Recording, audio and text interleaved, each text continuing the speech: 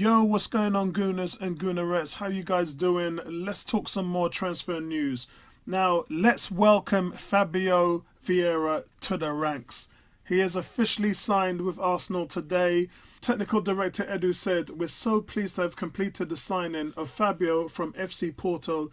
Fabio is a player with special qualities who's comfortable with the ball in the final third of the pitch. We're also looking forward to working with him and enjoying his future contributions to Arsenal. We will now continue to work hard and are looking forward to finishing this transfer window." Now, Mikel Arteta added that he is very excited that they have identified, and well, he's the one that identified Fabio. Edu just went to sign him. But he's excited that they have identified and signed such a special talent. Fabio is a very creative player that will bring you high quality and versatility to our attacking play. We welcome Fabio and his family to our club and are looking forward to starting working with him ahead of the new season. And as you guys know, Fabio will wear the number 21 shirt and join up with his new teammates soon for pre-season training, which starts on the 27th of this month. So overall, guys, great news. It's done, it's bagged, and it's time for them to move on to Rafinha and move on to Gabriel Jesus up next. And what I wanted to talk about today, guys, was, and this has really come from the forums with Nabil. Nabil was the first guy to say, what on earth is going on with Yuri Tielemans? Does that mean that we're not going in for him anymore? Not necessarily, but I can understand where Arsenal are coming from. So at the moment, guys, let's talk about what's the deal with Yuri Tielemans. Now, Arsenal have seemingly cooled off their interest in Leicester City's Yuri Tielemans, with other deals thought to be more of a priority. And that's all it is, guys. It is not Arsenal walking away. It is just that all of these players, believe me, there's a lot of them, and they need to be worked on in stages, and the priority takes home.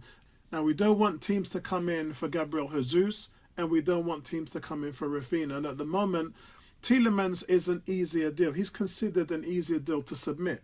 The reasons why is because of two factors. One is because if his 25 million tag isn't a problem and will only go lower to the 20 millions the longer you leave it. Leicester City will lose the player on a free next season, and in 6 months' time, he'll be able to sign a pre-contract with another European team, like Barcelona. Now, Barcelona viewed Yuri Tielemans as the perfect midfield signing. He impressed for Leicester since arriving from Monaco in 2019, initially on loan, making 113 appearances for the club, scoring 24 times, contributing with 23 assists. Very balanced performance from the guy. Now, within that time, when you consider Arsenal have been carrying midfielders that have been getting 1 goal and 2 assists, or 2 goals and 1 assist, but they haven't had anybody that's been racking up the goals, racking up the assists in the middle of the park. Now, Tielemans' physical and technical characteristics appeals to Arsenal and Barcelona, who want to sign a midfielder in this coming transfer window. But with Barcelona, their financial issues are really holding them back. As for Arsenal, not so much.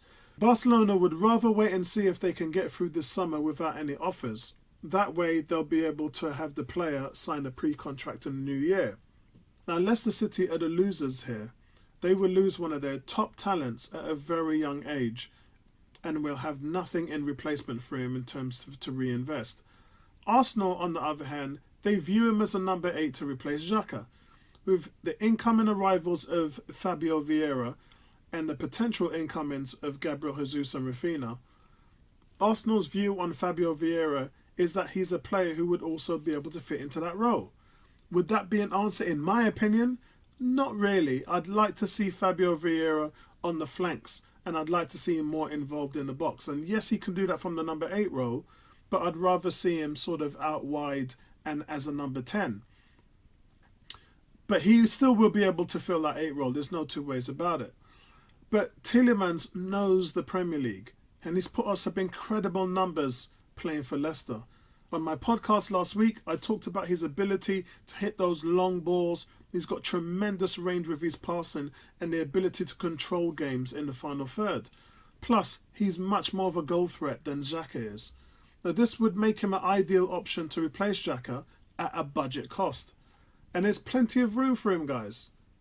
Saliba, Matt Turner, Vieira, and Gabriel Jesus and Rafinha, with those players in our squad, it will still be 22 players.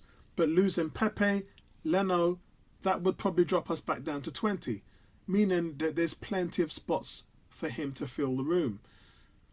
Regardless of what happens with Niles, Nelson, and Terreira, who will most likely be moved on. The problem we have here is there's still a lack of depth behind Thomas Partey.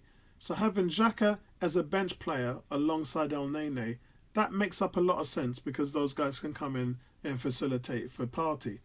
So the bottom line for me, guys, is the priority right now is Gabriel Jesus and Rafinha. Those deal are game changers for Arteta, and Edu has focused all of his needs on those two players.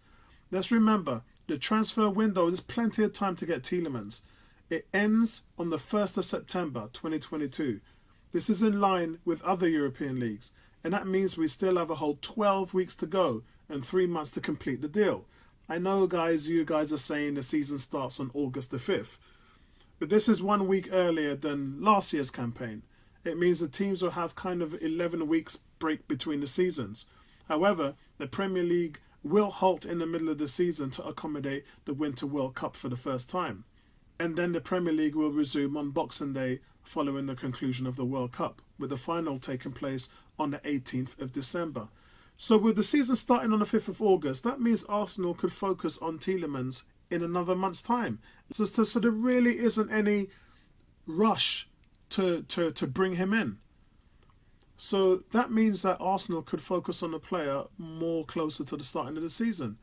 And there's no problem getting him to assimilate into the Premier League because, as I said, he's already an experienced player there. So I think that Arsenal are doing the right thing. Does it mean that they've given up on a player? No.